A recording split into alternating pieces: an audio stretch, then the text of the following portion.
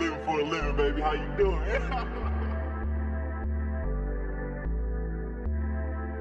All right.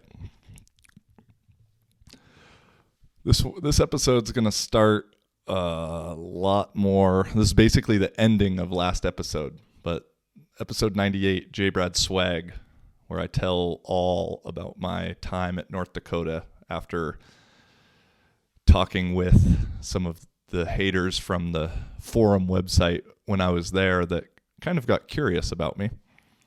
Went a long time. That's probably the longest solo episode I've ever done, almost 2 hours. And that one also has the power rankings. So at least if you are curious about the power rankings, go back and check out that episode because we'll see if you made it. So we're just going to get right into this one. I don't know.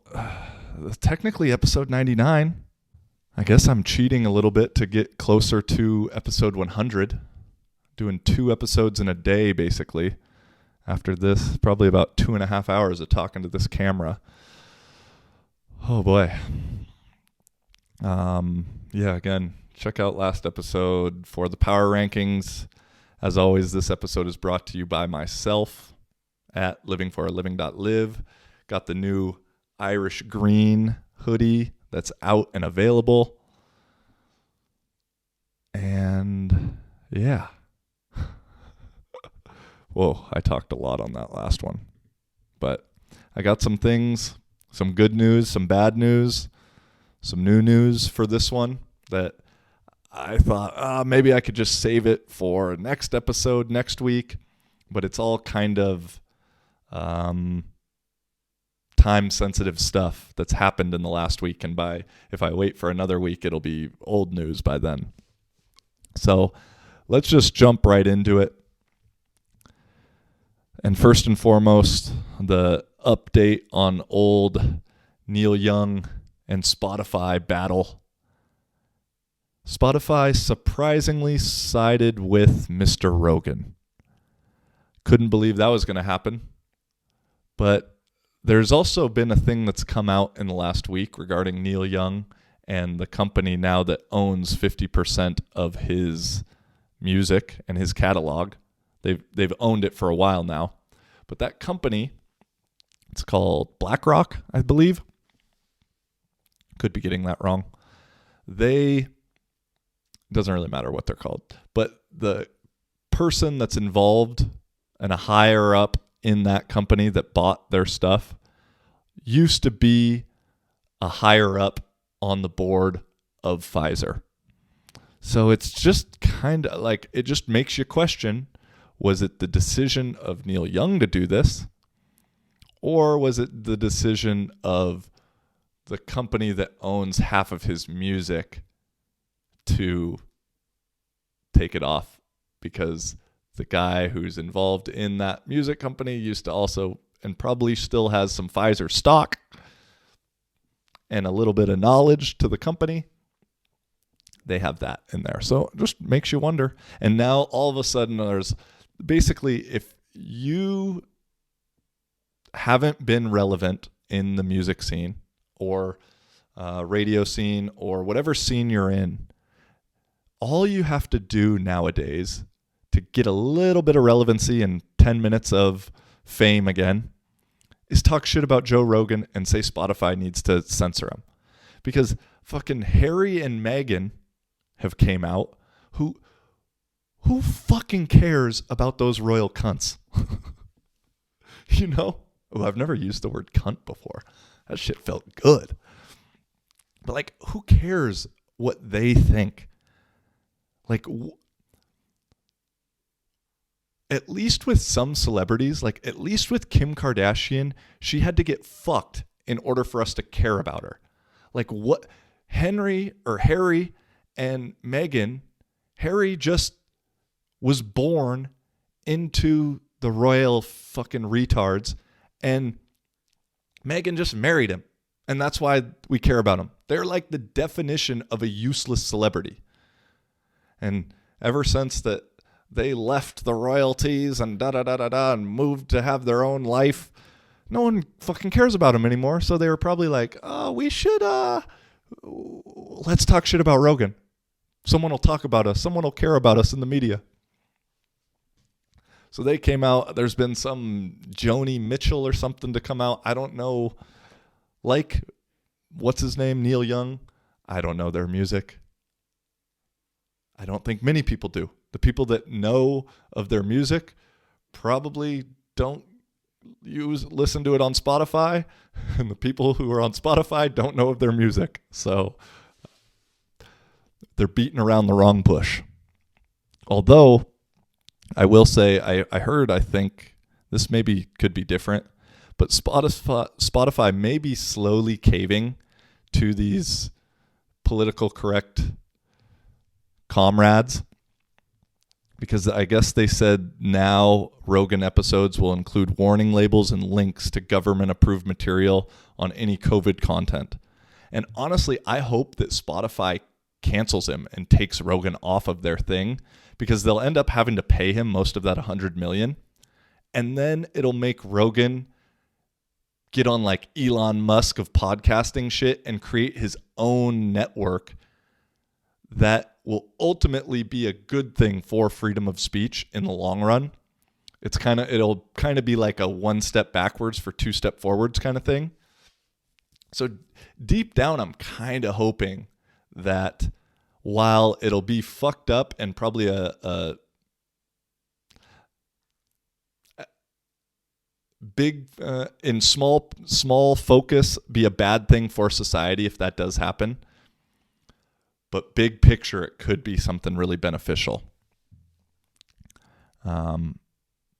It's like, he gets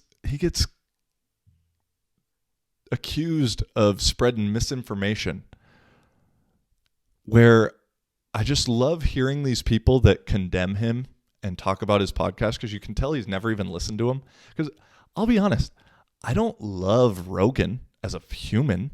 I really respect him as a podcaster. He's an inspiration that way. But he's kind of dumb sometimes. I mean, he'll be the first to admit he's dumb is the thing. And that's why I respect him. He's himself. And that's what I really like. But I don't agree with a lot of the shit he says or how he goes about conversations at times. But I like his whole thing. Like, you're not going to agree with everything everyone says all the time. And just because you like someone doesn't mean you have to agree with them. And just because you dislike someone doesn't mean you have to disagree with them. Like, we've gotten into this like binary thing amongst the world of non-binaries that just doesn't make sense. It's so weird to me that it's ironically a lot of the people who don't like Rogan and like are the pink-haired non-binary people who everything's flowing and it doesn't have a definition. Yet, in situations like this, their views are 100% binary. It's kind of comical, really. It goes back to America being a Saturday Night Live skit. It would be hard to make up some of this stuff that goes on. But it's like, if Rogan is accused of spreading misinformation, then what is mainstream media accused of? At least with Rogan, he'll go back and admit that he fucked up or that he was wrong, or he'll address something. Mainstream media has never said they were wrong on anything, ever. And I haven't quoted this one in a while, but you can go back and look up Fox News versus Jane Acker. I think I'm saying the name right. And basically it happened in about 20 years ago, 15, 20 years ago. The overall consensus of the court hearing, what's it fucking called? The determination was that the news can knowingly lie to people. You can look it up yourself, but that's what it is. So it's been upheld in court, and that's the standard of it, that the news can knowingly lie. They can knowingly spread misinformation. Rogan might spread misinformation at times. He might speak out of turn, out of knowledge, But it's not that he's knowingly doing it. He's just being himself. So if we're going to get on people who spread misinformation, we got to start with the news first and foremost, because they're knowingly doing it. That one felt good.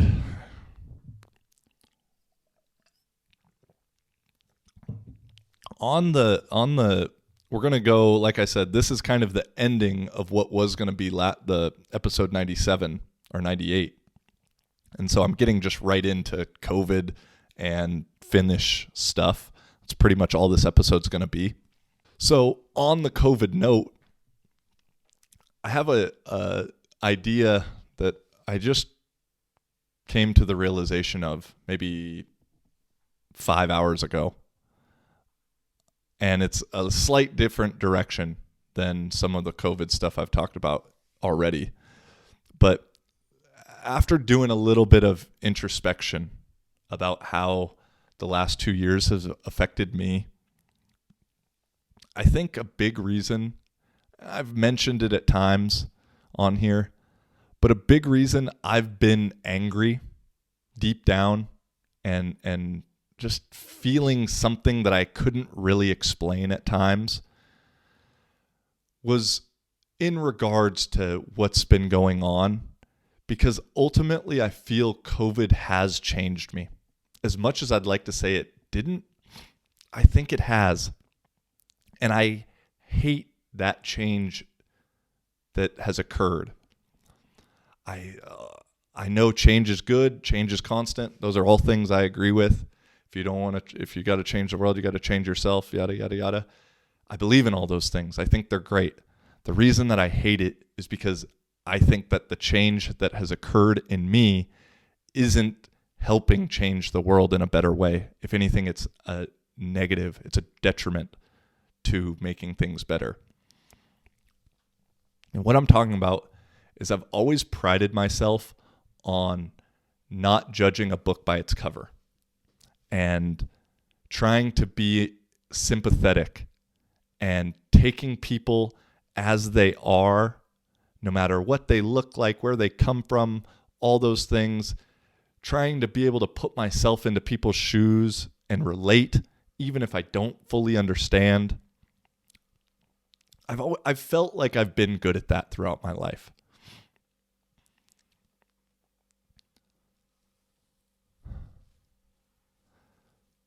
But I have to admit, when I now see someone driving in their car alone or walking in the forest with no one around them, wearing a mask, or even just being on the sidewalk and like walking in the city, like saying Kuopio is a city is a little bit of a stretch, but like walking in the city alone with the mask on or having a profile picture with the mask on, I can't help but judge them and think less of them.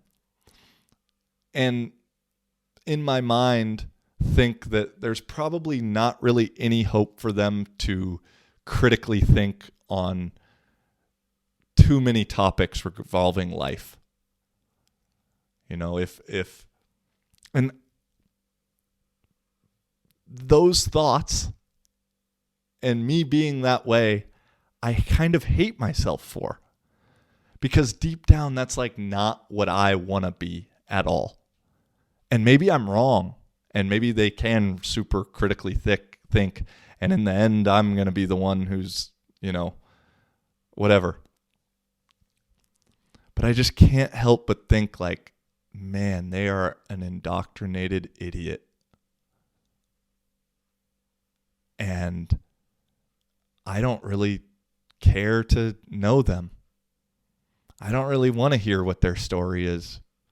Like the whole thing that I said I prided myself, I am 100% judging them by their cover, giving very little sympathy,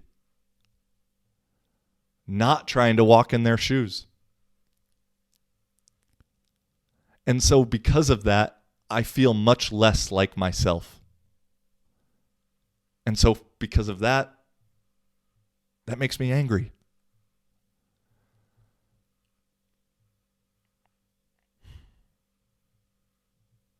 luckily, as I said, things can change. And so while I have changed to become this, I also then have hope that I can change to not become this or become not this.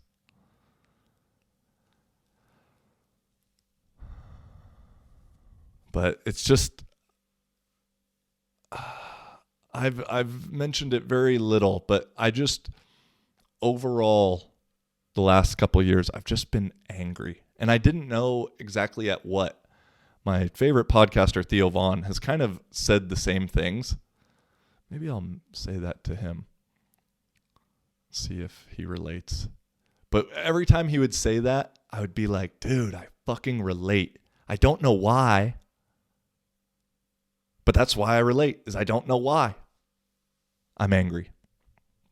So I just wanted to kind of confess that. I know I try to be positive, glass half full, all those things, but that's just a real thought and something that I'm working to overcome. And we'll have to work to overcome. So I just wanted to be honest and put that out there. Maybe someone else relates, because I just realized it today pretty much. Maybe yesterday, I forget. But I was like, damn, maybe that's why you're angry, bro. And I got to admit, it feels better admitting it. Feels better saying it out loud. Because now I know, and I can be a little bit more aware of it. I really became aware of it when I was crossing the street the other day in a not busy part of town at all. And the girl next to me was wearing a mask. And I just thought to myself, I caught myself thinking, like a lot of times we have thoughts and we're not even aware of the thoughts. But I caught myself like, what a fucking idiot. And really like thinking less of this lady. And then I caught myself thinking that, and I thought, damn, bro, that's pretty fucked up of you. You don't know her. You don't know anything about her. I thought you were all about not judging a book by its cover. That's not very like that. And so the rest of that walk home, I just was like really, really rolling that around the old dome piece. And so I just wanted to share. Moving forward. And, still on the COVID subject is a couple things that kind of regarding this mental health idea and issue. This is a different avenue, but same neighborhood. I just saw a thing, like an article, a study, whatever, that said Washington State, which is my home state, is one of the 9 states where the deaths of despair exceed COVID deaths since the start of the pandemic. And a death of despair is defined as fatalities from overdoses, alcohol use, and suicide. And so I relate those with mental health issues and depression and those kind of things that, I last January or February when I was here in Finland, it was probably the most I've ever drank in my entire life. I've never been a huge drinker, but it was just like a tough time, there are multiple reasons, not putting all the blame on like lockdowns and shit like that, because actually there wasn't lockdowns at the time. And this year, 2022, had more lockdowns than last year, 2021, which makes no fucking sense to me, but go figure. And so while I don't, I've smoked weed. I haven't smoked weed much over the last 3 years.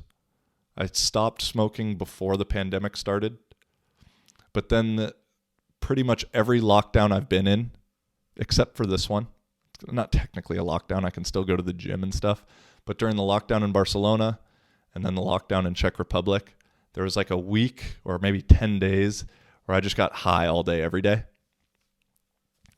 Because it was like this comfortable familiarity that even though it was a little bit depressing, it was just familiar.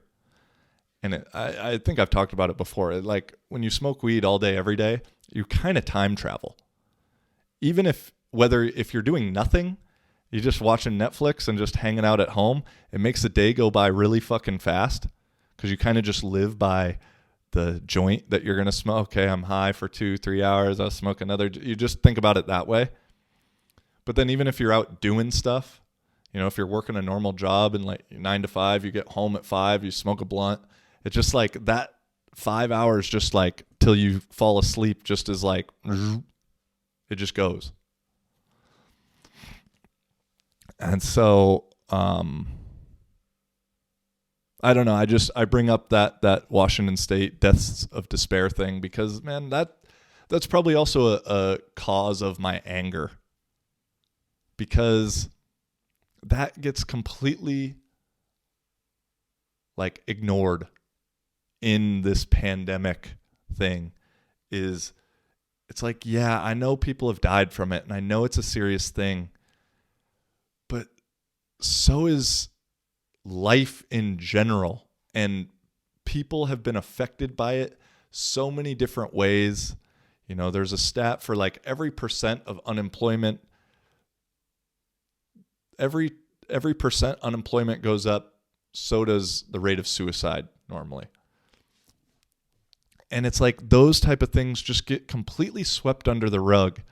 And I just, think about the kids having to wear a mask all day in school and like what this is doing to people's minds that are adults, but also as kids. It makes me angry to think about, even when this thing is over, whenever that may be, after our 73rd booster shot, how it'll still be fucking with people, and how many people have been affected and died long term because of what's happened around and because of the situation. So, it's just like, it's scary for me. And that's also, I think, a thing that adds to my anger is, as someone, I don't by any means think I'm depressed. I'm not anxious. Those type of words and attributes. I've had moments of depression. I've felt depressed at times. I've felt anxious at times. And I'm not trying to like discredit depression or anxiety and those things like that. I know people struggle with it a lot, and I know it's a real thing and that kind of stuff.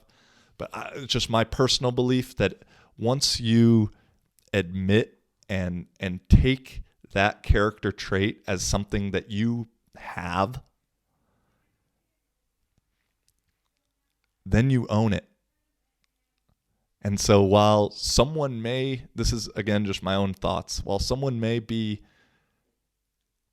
have times where they are depressed a lot, I would, in my mind, it's better to phrase it that way than to say I have depression. Because it's like with depression, with anxiety, like once you have that shit, it's going to be hard to give it back. You haven't really heard too many people say, yeah, I had it, but I gave it back. I got rid of it. And so I don't mean to like slight anybody who is suffering from those kind of things, because that's not, I'm like fully sympathetic with you. And I feel for you and all those kind of things. It's just how my brain thinks about it, because I've had moments where I've been in some dark holes, man. Pretty semi-regularly. Damn, I didn't think I was going to get it. I remember in Vasa when I was there and going through that shit, which like looking back now, reflecting, probably exaggerating, making it a much bigger deal than it was at the time. But at the time, like, I was fucked up mentally. And I can remember being there, and I would just walk around to get out of the house and thinking while I'm walking around, like, I hope a car hits me. Like, so this can be over. And actually, the only reason I remembered that is because I remembered that almost around the same time as I had that idea that I just explained for how COVID has changed my mindset regarding people. And I was like, damn. Because like right now, I'm looking out for cars. I'm not trying to get hit by a fucking car, bro. I'm trying to be here. You feel me? But at that moment in Vasa, like I literally was like, yo, I hope a car doesn't see me. And so I'm not trying to be, don't feel sorry for me, please, because I'm all good now. I'm just trying to say that I understand from my own perspective the ideas of depression and dark thoughts and those kind of things, so I don't want to make light of them. I just hope that sharing the thing about owning the depression and anxiety can maybe change how someone thinks. And again, at the end of the day, I'm just fucking talking to myself. I'm hoping I remember to think about that shit, you know? So, yeah, that's that. Kind of one little thing in the news from good old North America is, man, that Canada trucker convoy, huh, boy? Dude, Canadian truckers, those dudes are really doing it, eh? And they ain't even saying sorry. I love how Trudeau came out and was like, yeah, it's just a small fringe community of people that feel this way. It's like, bro, it's like 50 kilometers worth of trucks.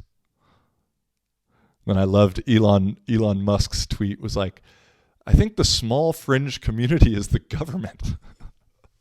Elon Musk is fucking great now, bro. I mean, I think he might create robots that end the world. No, actually, he wants to do the Neuralink thing, which is also basically making humans robots at some point. But man, his Twitter game is fucking phenomenal. It's just, and like with Elon doing this stuff, it's so much more fun now to talk shit about COVID and talk shit about governments and talk shit about the establishments, because with people like him doing it, it's so much more hard to smear you as like a shitty human being for doing it.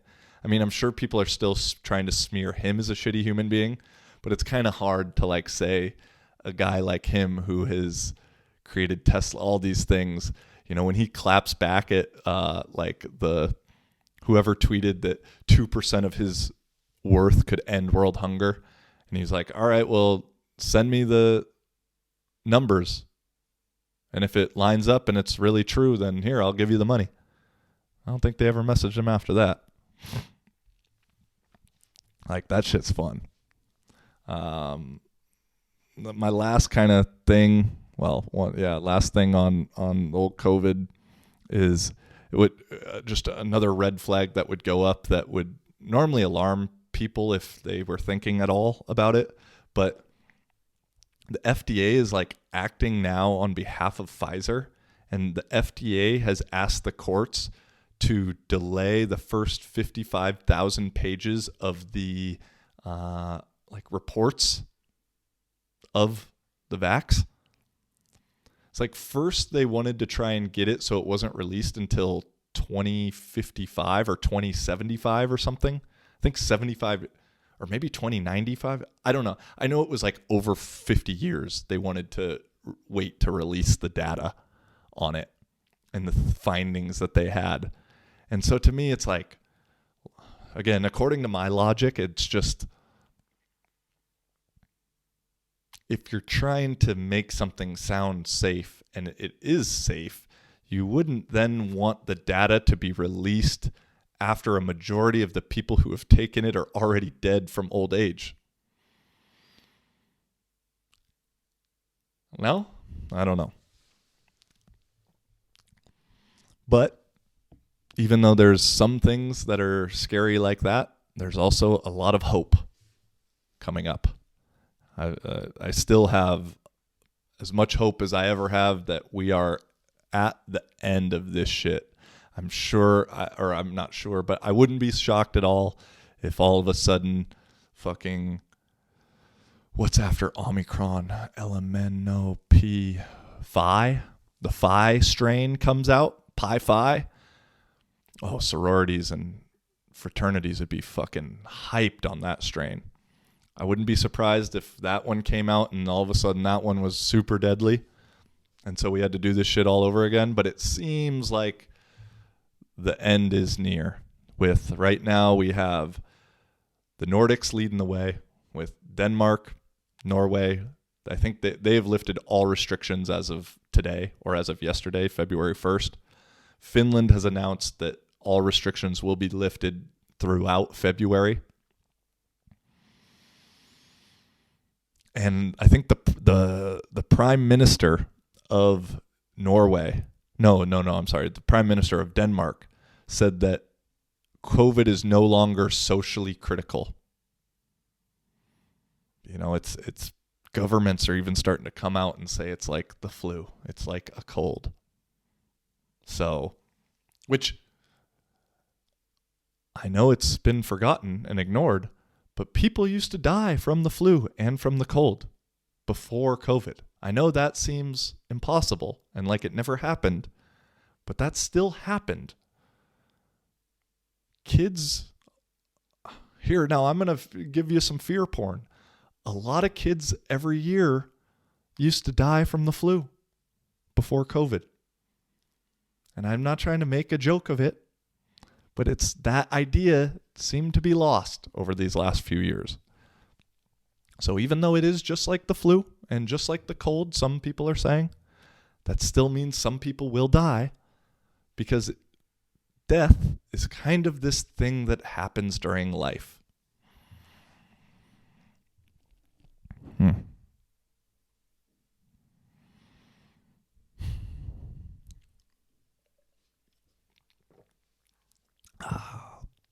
But I am happy because it appears that Finland is getting back to some common sense. They announced this week that all restrictions will be lifted throughout February. And the first article that I read about it kind of made no sense, like everything.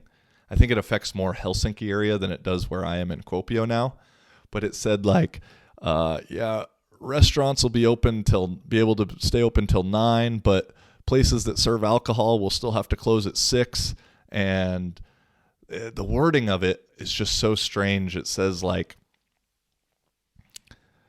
the Vax Pass thing won't be required, and by doing it, well, let me just read it. All right. It says, starting on Tuesday, February 1st, establishments that primarily serve food will be allowed to stay open until 9 p.m. In Kuopio, before that, it was 8 p.m. But establishments that mainly serve alcoholic beverages will still be required to stop alcohol sales at 5 and shut down by 6. Restaurants will be able to retain the right to require COVID passes from customers as a condition of admission. On the other hand, use of the passes will not exempt restaurants from restrictions on alcohol sales and opening hours, at least until mid-February. So I don't know so it's like they can still, I think before the only reason from my understanding to check a COVID pass was so that you could stay open later and maybe serve alcohol later. So now they're saying they still have the right to do it, but there's no reason to do it. But starting on Tuesday, regulations at Finland's borders for passengers arriving from Schengen areas as well as non-Schengen EU member states will be lifted. So I guess that means that you don't have to show a test when you come in or show a Vax Pass when you come in. I don't know. Anyway, it's a step in the right direction. And then hopefully it means by the end of February, I'm just going to go out on a limb and be safe by guessing that, we're going to be back at the bar. Because I have to admit, I am looking forward to that first night or that first weekend where the bars are open till at least midnight. But when bars are open till 4 again, watch the fuck out. Because people are pent up and they don't really need an excuse to get fucked up here in Finland to start. But after not being able to do it for I don't know how long, 2-3 months now, it's going to be a party. You just know that. And I'm pretty stoked because right before I left last year in fall, a bar here in Kuopio opened up called Lasku that was probably one of the better places I've been in Finland. Kind of like a retro 90s, played actually decent music, cool on the inside, all that shit. So you gonna find me in there fucking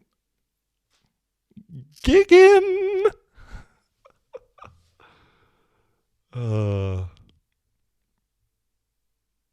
Yeah, dude. That'll be fun. That'll be super fun. Oh, I didn't even talk about this to start. Well, I kind of talked about it last episode, but as you notice, this is coming from a new location. I just moved apartments. I've now lived pretty much everywhere downtown in Kuopio. Got my own studio spot, which feels nice. It was nice living with Aunt. It wasn't like a breakup for us to leave each other. It was just kind of how with the import situation and the numbers worked out. And so there'd be someone needing to live alone. And as the older guy that has been living alone his whole career, I kind of got that nod. But it feels good to be in my own space again. Aunt was a really great roommate and super clean. But again, I've lived alone for the last 5 years, where it's like, even if you have a really good roommate, it's still having a roommate, and it's still someone energetically and someone in your space, even if they're really great, which he was. And so it just kind of felt good. I'm still getting a little moved in and settled. It just kind of feels good to just truly have my space. My space. Wonder if that's how that website started. But yeah, this apartment is really weird for a Finnish apartment because first and foremost, I have a real shower. I don't have that bullshit where there's just a curtain that goes around a square in the bathroom. So that way when you finish showering, there's water all over the fucking floor. And then you have to do the squeegee thing, which never fucking works. And meanwhile, the square of the curtain is always so fucking small that the curtain is always touching you and on you. And I hate that. So here I have an actual real glass shower with doors that close and you have enough space. And I was like, oh my God, this is luxury. But also, unlike most Finnish apartments, I don't have the drying rack above the sink. And I don't understand how that happened because this is an old apartment. And that seemed, maybe it's so old that drying rack thing hadn't been invented yet. But that drying rack is something that I've just come to know and accept so much here in Finland that not having it truly disappoints me. And I was almost flabbergasted. How don't I have one? What am I going to do? So I need to go buy one of those little racks that you put on the table. But it just shows you can't have it all. You know, sometimes you got a nice apartment, good location, rents up the ass. Sometimes you got a shower, but no drying rack. You can't have it all. It's all about give and take. Couldn't find the right words. I need to shut up because I've talked so much today. All right. Let's see. My last. Oh. Yeah. And then on the note of moving into a new place, I've also met my neighbor here. Literally first day as I'm moving in. My next door neighbor came out of her, or actually she was coming in the door.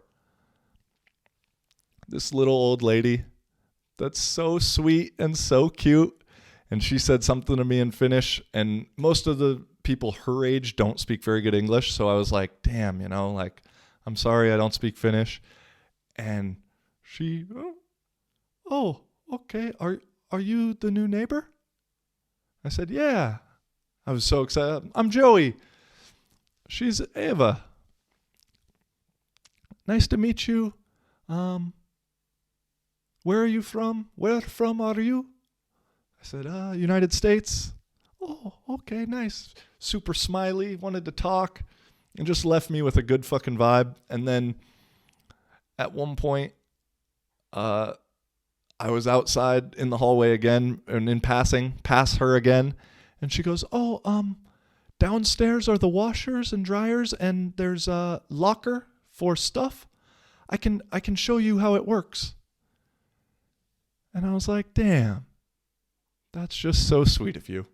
And that, like, I know there's some Finnish people out there who have lived in the same apartment for a decade and literally have never seen the person that lives next to them, never talked to the person who lives next to them. That's not how I like to be. And so to meet the next door neighbor, and she was just so cute and so sweet that I feel good about this new apartment, even though I don't have a drying rack.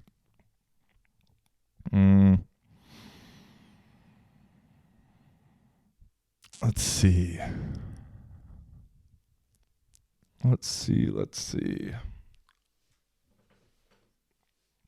Yeah, I guess I've been talking to a lot of strangers lately. Like I said, it's like something I got away from last year when I was here, and I didn't like it because I felt less like myself. And so I was at the gym in the sauna the other day, and there's two guys speaking English in the sauna. And I look Finnish. So I just kind of sit there and pretend I'm Finnish and, like, obviously don't join the conversation because you don't talk to strangers. And I'm listening to this older Finnish dude talk to a guy who's obviously not Finnish and, like, kind of giving him Finnish lessons. And they were talking about mitä mennä, mitä kuuluu, like real basic shit that I already knew.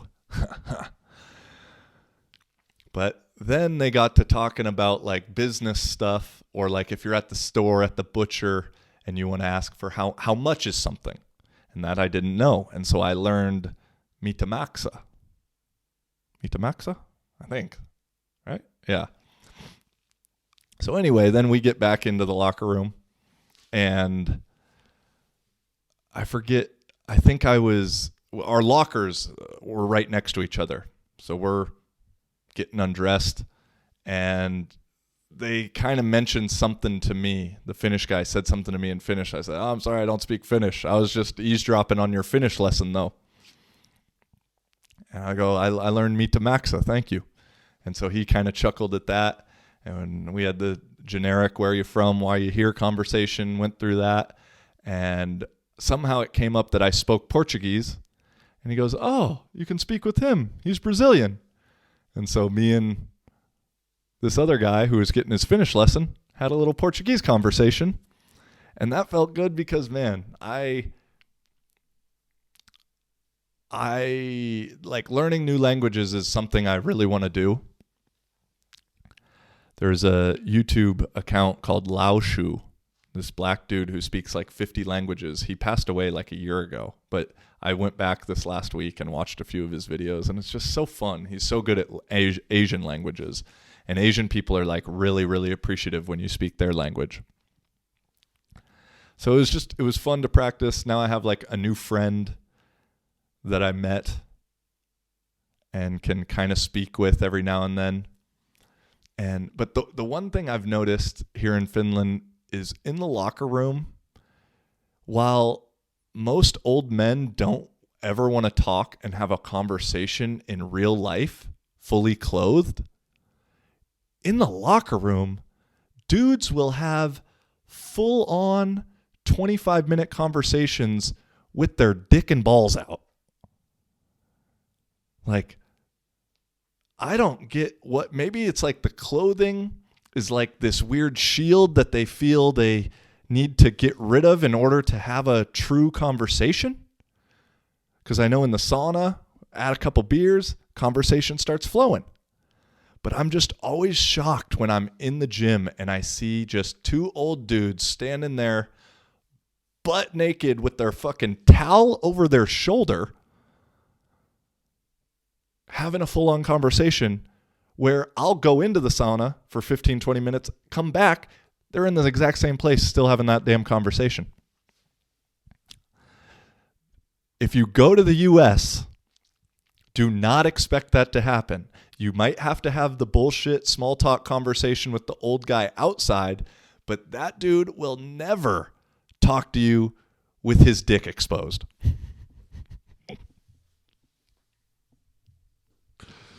I've realized I should maybe just do stand-up comedy in Finland, or just maybe in general.